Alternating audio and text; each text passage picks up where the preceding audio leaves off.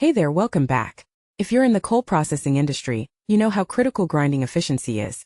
Today we're diving into the Pendulum Mill and how to squeeze the best performance out of it for coal. First, let's talk feed size. Keep it consistent, around 20 to 30 millimeters for optimal results. Too big and the mill struggles. Too small and you risk overgrinding and high energy use. Next up, moisture. Coal with more than 6% moisture can cause clogging and reduce efficiency. For best output, aim for a moisture content below 4%. It minimizes drag inside the mill. Speaking of efficiency, airflow is key. Balance it so the classifier works properly without wear. Average gas velocity around 1.0 to 1.5 meters per second in the classification area works great.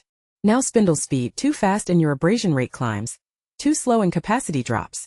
Establish the contact amount based on your hourly need.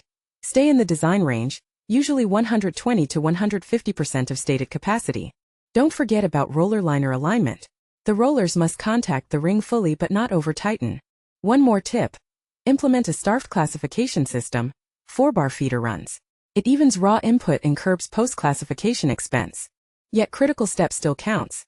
Foreign parts like even bits chains on and more mishaps wasted non-perfect spaces die only cause up later weight.